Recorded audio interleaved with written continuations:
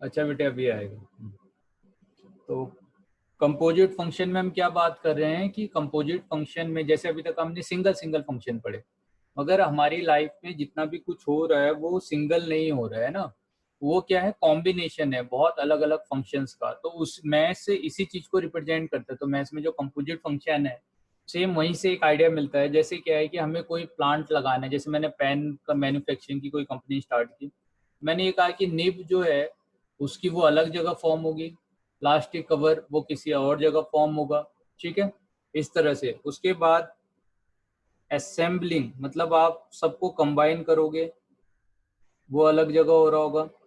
उसकी जो रिफिल है वो किसी अलग जगह फॉर्म हो रही होगी, ठीक है।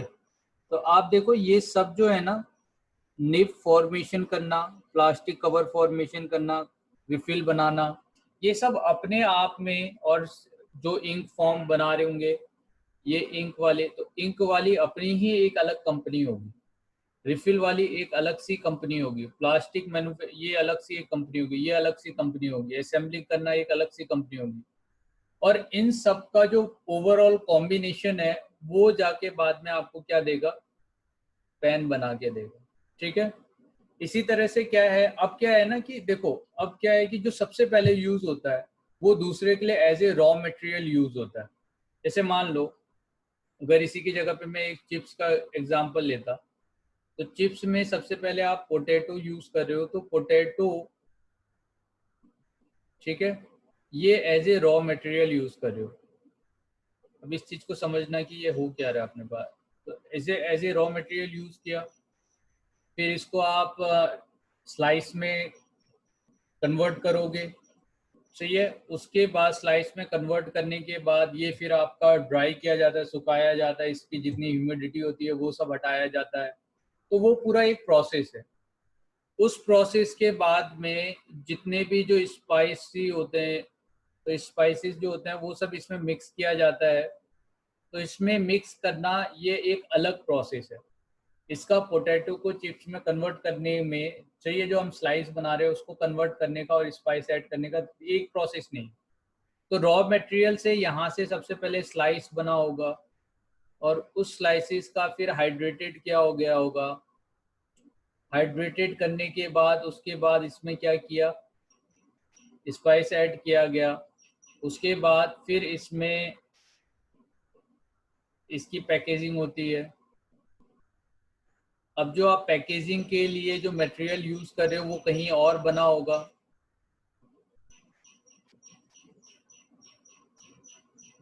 ठीक है। फिर नाइट्रोजन गैस वो सब आप इसमें फिल करोगे, और फाइनली फिर आपका पैकेट कंप्लीट हो जाता है मार्केट में डिलीवर करने के लिए। अब मैं ये इसलिए बता रहा हूँ कि यहाँ से यहाँ तक का जो भी कुछ हो रहा है, तो ये as a raw material use हुआ, इसने ये बना के दिया। अब ये दूसरे वाले के लिए, इस वाले के लिए, हाइड्रेटेड वाले के लिए एज ए रॉ मटेरियल ये है, मगर इस स्पाइस को ऐड करने के लिए इसके लिए रॉ मटेरियल क्या है, ये है, ठीक है। पैकेजिंग के लिए जब ये बन जाएगा उसके लिए ये आएगा, as a raw material use किया जाएगा। तो ये एक प्रोसेस है जो आगे चलते रहेगा। सिमिलरली इसी तरह से क्या होता है, जैसे हमारे पास कोई एक फंक्शन दे रखा है, इस फंक्शन का कुछ ना कुछ आपका डोमेन होता है, ठीक है। तो अब जो ये डोमेन दे रखे हैं, ये एक्स वाला वैल्यू, ये इसके लिए एफ एक्स के लिए एज ए रॉ मटेरियल हो गया। फिर एफ एक्स आपको कोई वैल्यू दे रहा होगा, इस एफ एक्स के वैल्यू को किसी और फंक्शन ने as a raw material use किया, जिसको हमने कंबाइन कर दिया, और इसी को हम कंपोजिट फंक्शन बोलते हैं, ठीक है। अब आप इसमें आगे कंबाइन करते जाओगे, तो अब अगर ये वाला जो वैल्यू है वो किसी और फंक्शन के लिए अगर एज ए रॉ मटेरियल या एज ए डोमेन यूज किया जाता है, तो ये कंबाइन करते करते आप कितना भी लंबा लिख सकते हो। तो यहाँ से एक इन्होंने एक थिंकिंग प्रोवाइड की, जो आज के टाइम पे हम हर सभी कंपनियों में यूज कर रहे हैं, ठीक है, कंपोजिट फंक्शन का। तो अब क्या है कि ये जो x आया, अब x से ये क्या बना, fx बना। तो हम क्या कहते हैं, डोमेन की डेफिनेशन क्या होती है, सही है। तो डोमेन की डेफिनेशन क्या बोला हमने, कलेक्शन ऑफ या set of values of x for which fx define,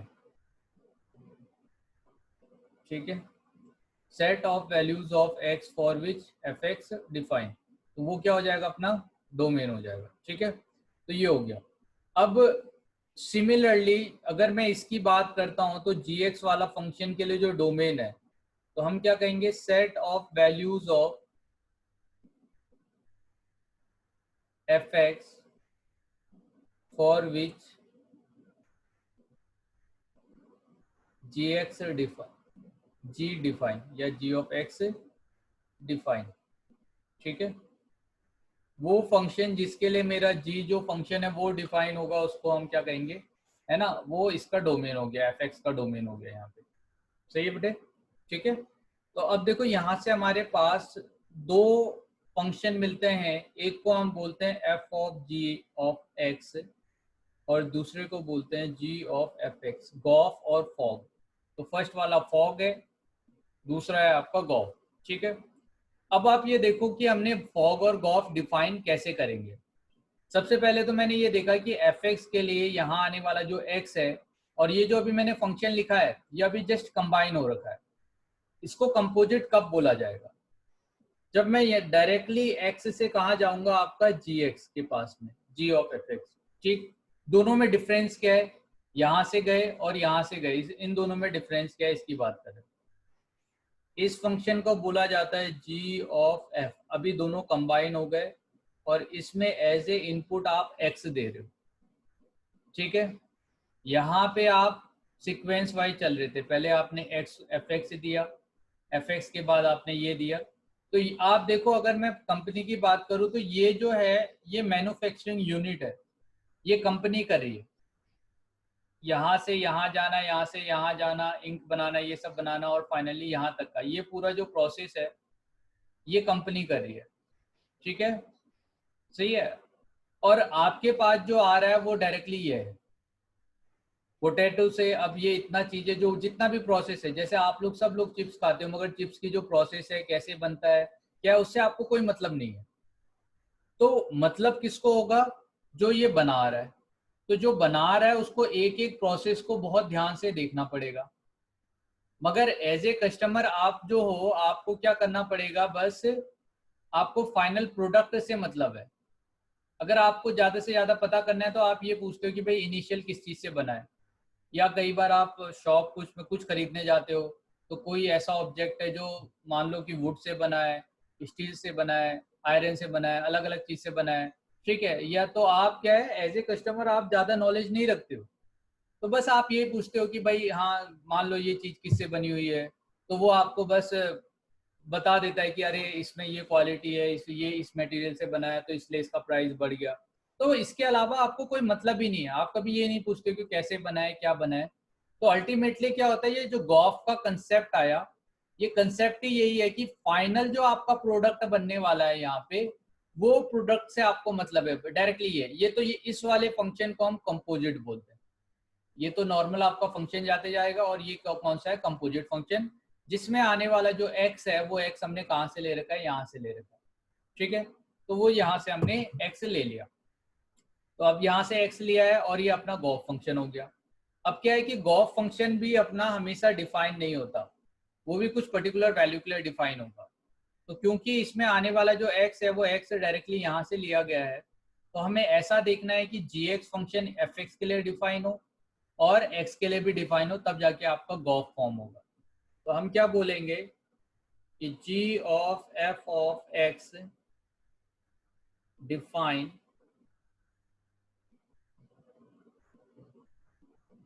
when. तो अब यहाँ पे आपको दो चीज देनी है, एक तो क्या, set of values of x for which fx define, ठीक है। और सेकंड आपका set of value of x for which fx and set of value of fx for which gx से डिफाइन। ठीक है, इस तरह से आपको लेना पड़ेगा। जैसे मान लीजिए आपने क्या लिया, x लिया। अब x पॉजिटिव भी हो सकता है, निगेटिव भी हो सकता है, मगर आपने क्या किया, x से एक फंक्शन बनाया जिसे हमने रूट ओवर एक्स लिया, और यहाँ से हमने बना दिया log of root over x. सही है। अब ये x तो पॉजिटिव भी हो सकता है, निगेटिव भी हो सकता है, मगर यहाँ पे जो fx था, fx ने क्या कहा कि भाई x हमेशा पॉजिटिव होना चाहिए, और log के लिए हम जानते हैं कि ये पॉजिटिव होगा, मगर x can not be equal to 0। यहाँ पे देखो x पॉजिटिव भी होगा और इक्वल टू 0 भी होगा, है कि नहीं? सही है। तो r पॉजिटिव यूनियन 0, इसमें 0 भी होगा, मगर ये जो फंक्शन है यहाँ पे x 0 नहीं हो सकता क्योंकि अनडिफाइन हो जाएगा। तो g ऑफ fx फंक्शन में आप x इक्वल टू 0 वाला जो टर्म है वो भी यहाँ से हटा दोगे। तो अब जो फाइनली यहाँ से आपने जो फंक्शन बनाया डायरेक्टली यहाँ से यहाँ, वो फंक्शन होगा आपका g of f of x, और आपका जो ये x है, अब इस फंक्शन का गॉफ का जो डोमेन होगा, वो डोमेन में क्या लोगे आप, बस r पॉजिटिव लोगे, 0 भी इंक्लूड नहीं करोगे।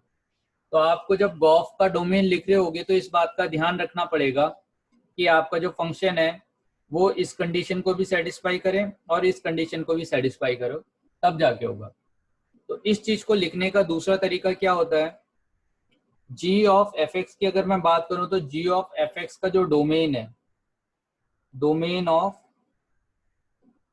g ऑफ fx या g ऑफ, है ना, ये इसको g ऑफ x का जो डोमेन है वो तो fx है। सही है। अब इसके जो डोमेन में एलिमेंट आएंगे,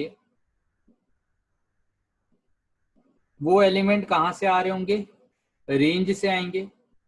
तो डोमेन ऑफ fx,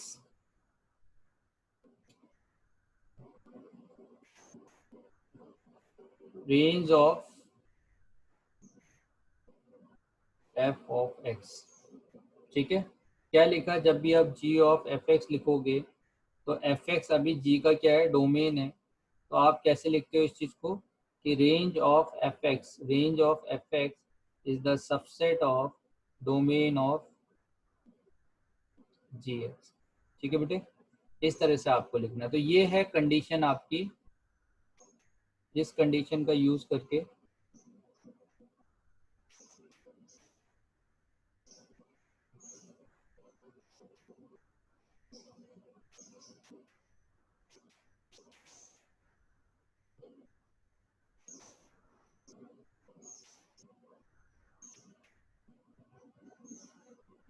हमें गॉफ डिफाइन करना है। ठीक है, तो ये गॉफ की डेफिनेशन है।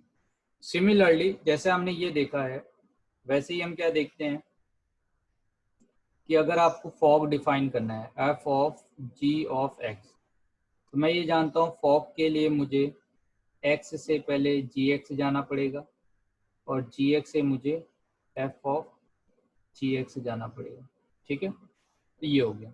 अब क्या है कि अब एफ एक्स के अंदर जी एक्स आ रहा है, तो इसके लिए हम क्या बोलेंगे कि रेंज ऑफ जी एक्स, क्योंकि अब देखो जी एक्स आ रहा है ना, जी एक्स का रेंज अभी क्या है, यहाँ पे ये डोमेन है जी एक्स का, मगर रेंज क्या होगा, ओवरऑल जी एक्स। तो जी एक्स का जो रेंज है वो क्या होना चाहिए, सबसेट होगा डोमेन ऑफ एफ एक्स का। अब देखो मैं सबसेट क्यों बोल रहा हूँ, ये इसलिए बोल रहा हूँ क्योंकि एफ एक्स में यहाँ पे जो आपका फंक्शन है, एफ एक्स में और सब एलिमेंट भी आ सकते हैं। मान लीजिए इसको अगर मैं मैपिंग के थ्रू आपको समझाता हूँ, इस तरह से ये कि x आया, एफ एक्स है, और एफ एक्स के बाद ये g ऑफ एफ एक्स है, समथिंग इस तरह से आपने लिया। अब क्या है कि यहाँ पे आने वाले एलिमेंट जैसे 1 2 3 4 इस तरह से आपने लिया है, ये a b c d e इस तरह से लिया। अब हो सकता है कि एफ एक्स का यहाँ पे आप ले लो a dash b dash c dash d dash e dash f dash, यहाँ आने वाला जो ई एलिमेंट है ना, ठीक है, देखो फंक्शन तो है ये, यहाँ से यहाँ अगर मैं डिफाइन करूँ ये फंक्शन तो है, और ई एलिमेंट यहाँ पे एक्स्ट्रा हो सकता है, ठीक है। तो अभी क्या है, ये इनटू फंक्शन है, ऑन टू तो होगा नहीं, है कि नहीं। तो अब क्या है कि मेरा फंक्शन तो डिफाइन हुआ, मगर डोमेन में बस 4 ही एलिमेंट इससे कनेक्ट हुए हैं।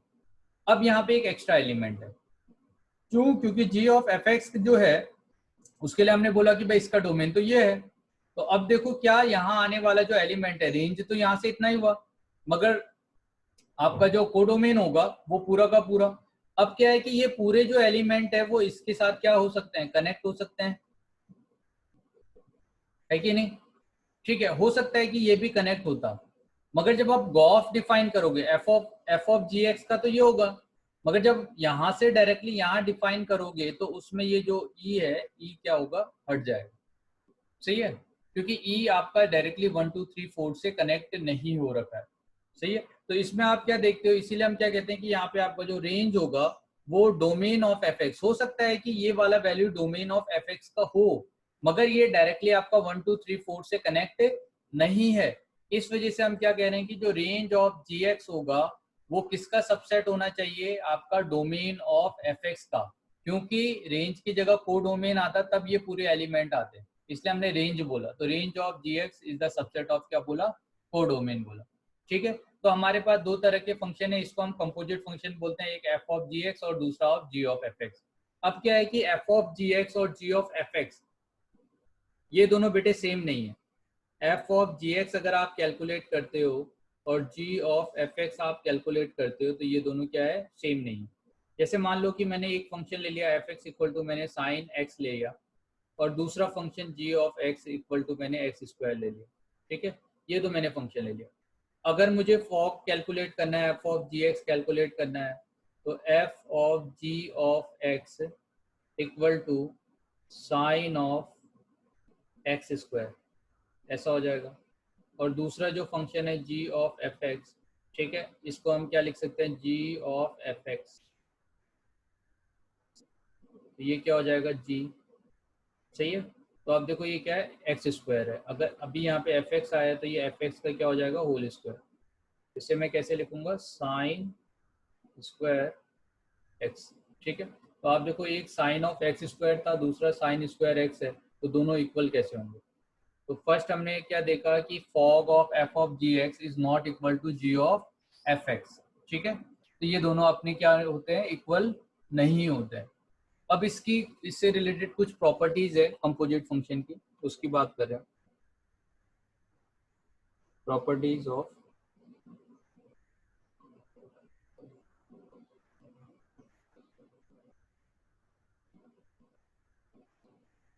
Composite function.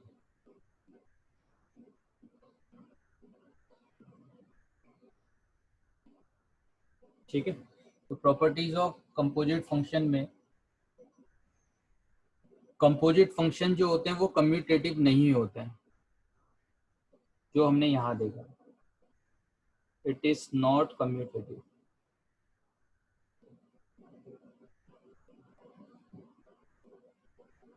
कम्यूटेटिव का मतलब क्या है, जैसे a प्लस बी है तो उसको मैं अगर रिवर्स करके b प्लस ए लिख दूँ, ठीक है, तो उसे हम कम्यूटेटिव बोलेंगे, रिवर्स कर दोगे तो।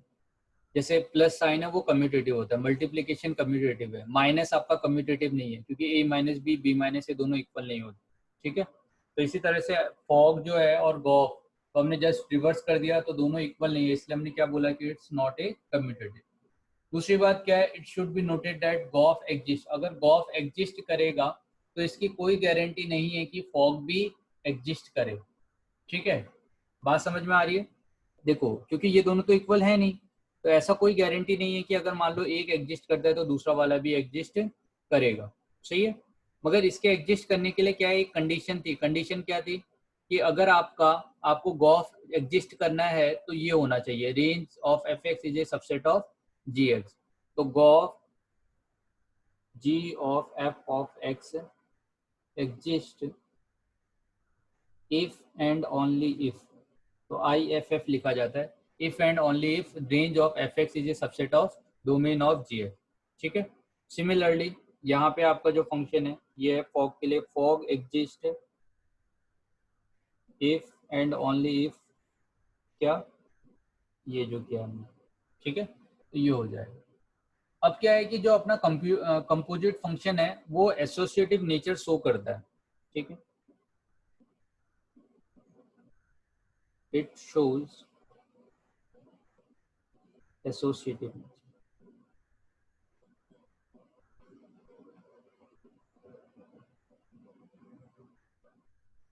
ठीक है। अभी एसोसिएटिव नेचर समझो आपका क्या होता है। मान लीजिए आपने क्या किया, ए लिया, बी लिया, सी लिया।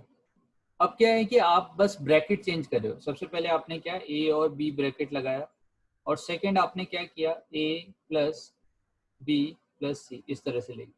तो बस आपका जो चेंज हो रहा है वो ब्रैकेट चेंज हो रहा है। आपने ऑर्डर चेंज कर दिया कि मैं पहले किसके साथ मल्टीप्लिकेशन करूंगा या सॉल्व करूंगा। तो जब ब्रैकेट चेंज किया जाता है, और ब्रैकेट चेंज करने से आपकी इक्वेशन ना चेंज हो या आने वाला जो ओवरऑल रिजल्ट है वो चेंज ना हो, तो उसे हम एसोसिएटिव नेचर कहते हैं, ठीक है। सिमिलरली जैसे मान लीजिए अगर आपके पास f of g of h of x है, ठीक है, ये देखो ये कंबाइन जो हमने किया है ना, ये मेरा कंपोजिट फंक्शन है। इसमें तीन कंपोजिट फंक्शन आ गए, तीन फंक्शन आ गए, ठीक है, ये अपना कंपोजिट फंक्शन है।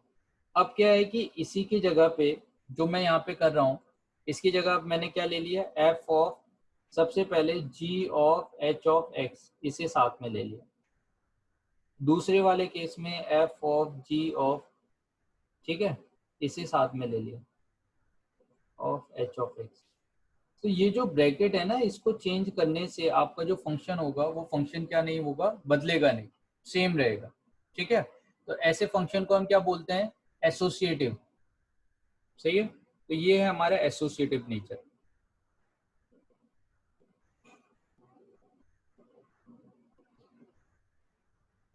नेक्स्ट है अपने पास, अभी हम बाइजेक्शन ऑलरेडी पढ़ चुके हैं, तो composite of two bijective function,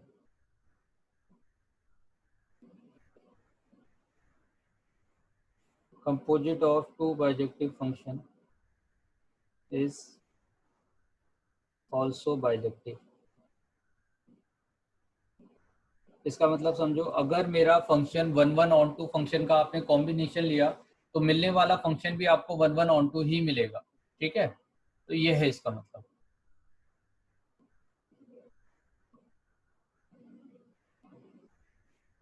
next,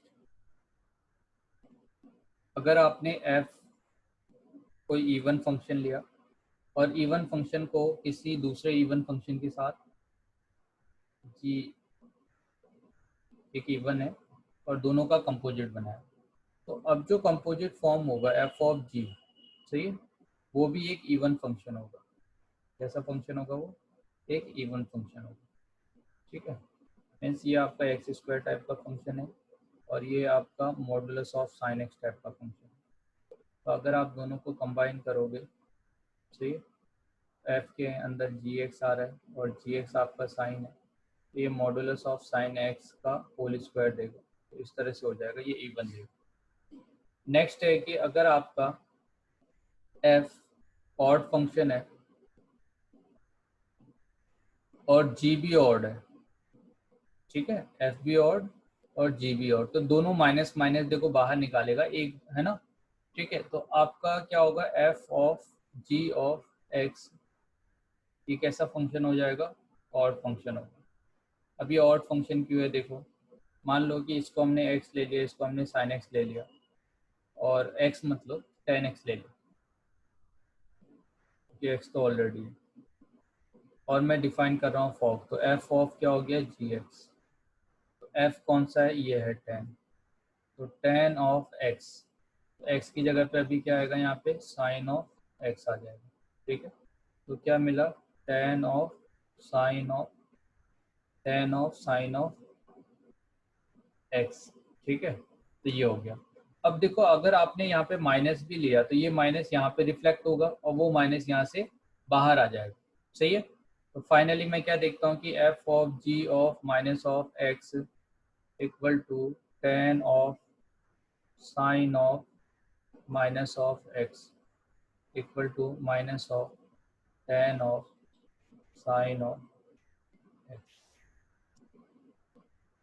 ठीक है, तो ये तो फाइनली क्या आया आपका, माइनस बाहर आ गया ना। ठीक है, तो ऐसा हो जाएगा। अब मैं बात कर रहा हूँ कि अगर हमारे पास एक इवन फंक्शन हो और दूसरा कैसा हो, ऑड हो। अब आप ही सोचो कि इस 10 की जगह पे जो बाहर आने वाला फंक्शन है वो अगर इवन होता और ये अंदर वाला ऑड होता, तो क्या ये माइनस बाहर आ पाता? ये माइनस तो बाहर नहीं आता। ठीक है, तो अगर मेरा एफ ऑफ जी एक्स में एफ जो है वो इवन फंक्शन हो जाए, एफ इज इवन, ये इवन फंक्शन हो, और जी जो है वो ऑड फंक्शन हो जाए, तो जब आप combination f of g x बनाओगे तो अब ये माइनस साइन देगा भी, तो एफ एक्स उस माइनस साइन को बाहर नहीं ले जाएगा। तो होगा क्या कि मेरा जो ओवरऑल फंक्शन हो जाएगा वो कैसा देगा, वो इवन फंक्शन देगा। ठीक है, और दूसरी बात सेम इसी तरह से, अगर मेरा जो फंक्शन है दोनों में से एक फंक्शन क्या है, इवन। ठीक है, जैसे आप इसको ही देखो, यहाँ पे अगर ये वाला फंक्शन इवन होता तो कभी भी यहाँ पे माइनस बाहर आता नहीं। अब ये वाला फंक्शन अगर ऑड हो भी जाएगा तो जो माइनस है वो तो अंदर ही रह गया, क्योंकि अगर ये इवन होता तो ये पॉजिटिव बना देता, तभी भी माइनस बाहर नहीं जाएगा। तो उस वाले केस में भी हम क्या बोलेंगे कि हमारा जो फंक्शन है वो कैसा है, वो इवन ही रहेगा। तो अगर आपका एफ एक ऑड फंक्शन है एंड जी एक इवन फंक्शन है, तो हमने क्या देखा,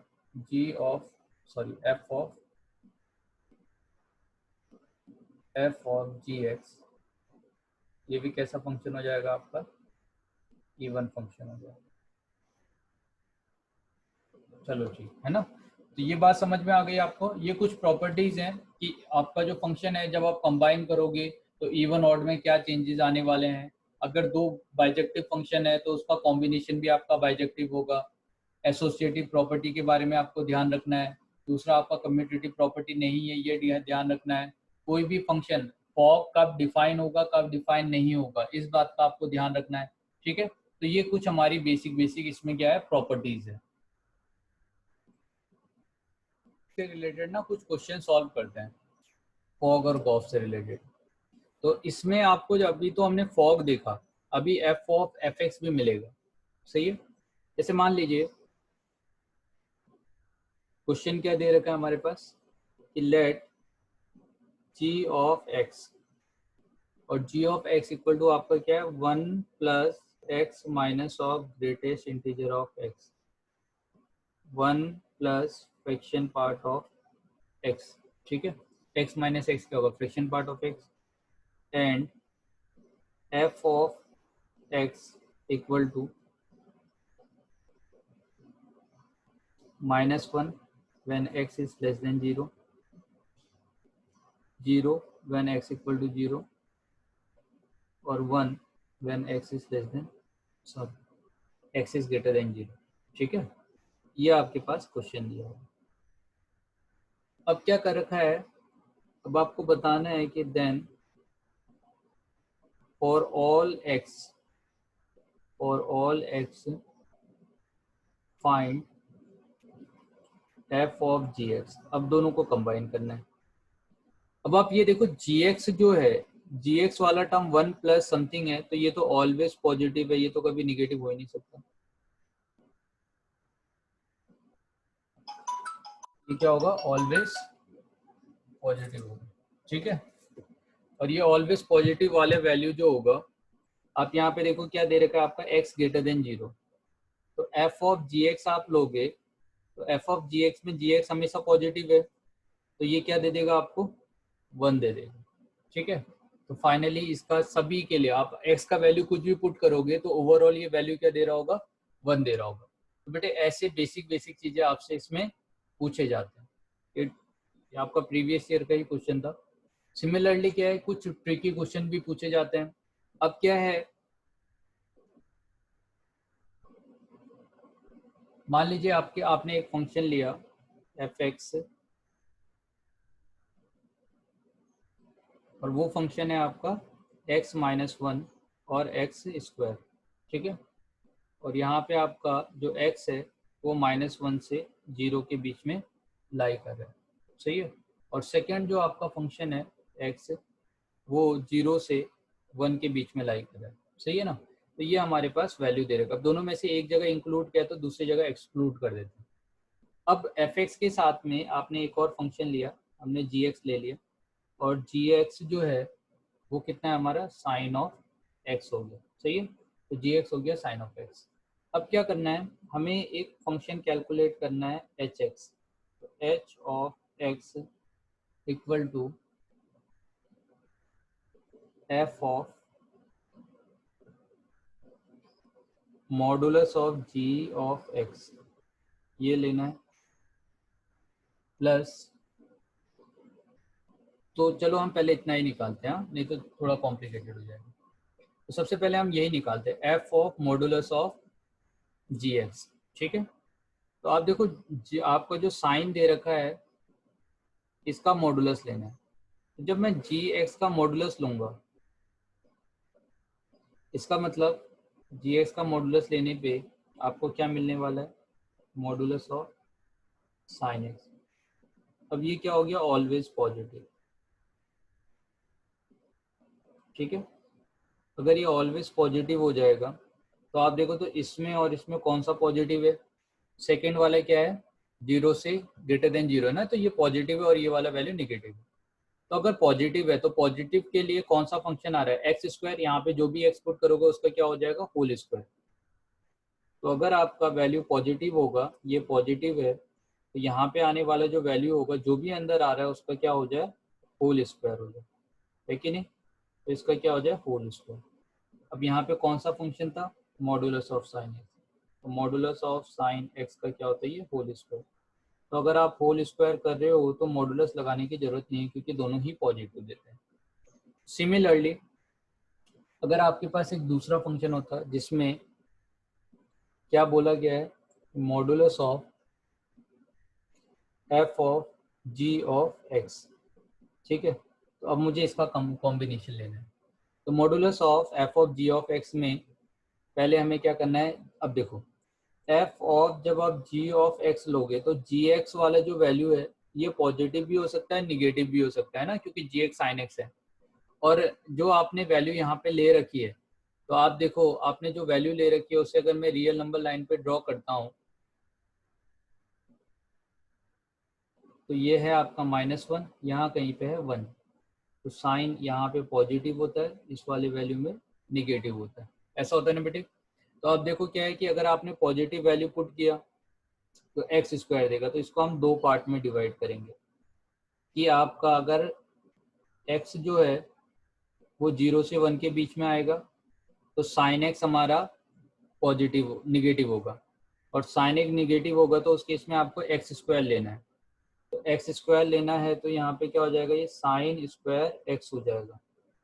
दूसरा जो एक्स है वो अगर 0 से 1 के बीच में होगा तो 0 से 1 के बीच में क्या है, x-1 होगा। क्यों, क्योंकि यहाँ पे साइन एक्स अपना पॉजिटिव है, सॉरी माइनस वाले में आपका साइन एक्स -1 आएगा, और पॉजिटिव वाले में क्या आ जाएगा आपका साइन स्क्वायर एक्स। अब मैंने कुछ नहीं किया, यहाँ एक्स आ रहा था तो x-1 और एक्स स्क्वायर लिखा है। अब इसकी जगह पे साइन एक्स आ जाएगा तो साइन x-1 और साइन स्क्वायर एक्स हो जाएगा। तो ये फंक्शन है। अब जो भी ये फंक्शन दे रहा होगा, अब आपको इसका ओवरऑल मॉडुलस ले लेना है। तो आप देखो डिफरेंट एक्स का वैल्यू जब -1 से यहाँ है तो कुछ और दे रहा है, यहाँ है तो कुछ और दे रहा है, ठीक है। मगर ये वाला जो फंक्शन है एच एक्स, यहाँ से आपने जो निकाला वो हमेशा क्या देगा आपको, साइन स्क्वायर एक्स देगा। तो जब आप दोनों फंक्शन का कॉम्बिनेशन आपको एक्चुअली दिया क्या था, आपको h of x equal to f of modulus of g x plus modulus of f of g x calculate करना था। तो इसका मतलब क्या है, ये तो हमेशा आपको साइन स्क्वायर एक्स ही दे रहा है, मगर ये आपका दो पार्ट में डिवाइड कर दे रहा है। तो अल्टीमेटली मैं क्या करूंगा, अपने फंक्शन को दो पार्ट में डिवाइड कर दूंगा। फर्स्ट वाले को तो साइन स्क्वायर एक्स ही लिखूं, दूसरा वाला जो फंक्शन होगा वो साइन एक्स -1 होगा when x is lie between 0 to 1, सही है ऐसा। और दूसरे वाले में पहला वाला भी साइन स्क्वायर एक्स दे रहा है और दूसरा वाला भी साइन स्क्वायर एक्स दे रहा है, ठीक है। कब, जब एक्स आपका पॉजिटिव है। तो आपको क्या करना है, इस तरह से कंबाइन करना है। तो अब देखो, अब मैंने hx फंक्शन, दो फंक्शन को क्या किया है, यहाँ पे कंबाइन किया है बेटे, सही है। तो इस तरह से भी आपसे क्वेश्चन से पूछे जाते हैं कि भाई फाइनली आपका क्वेश्चन किस में कन्वर्ट होगा। हाँ, शुरू में ये चीजें जो है थोड़ा टफ लगती है। हाँ, तो कंपोजिट फंक्शन में आपको बस आज क्या करना है, आपकी जो एनसीईआरटी है, एनसीईआरटी का कंपोजिट फंक्शन सॉल्व करना है, बस आज इतना ही करना है। उसके बाद धीरे धीरे हम आगे बढ़ेंगे। सही है बेटे।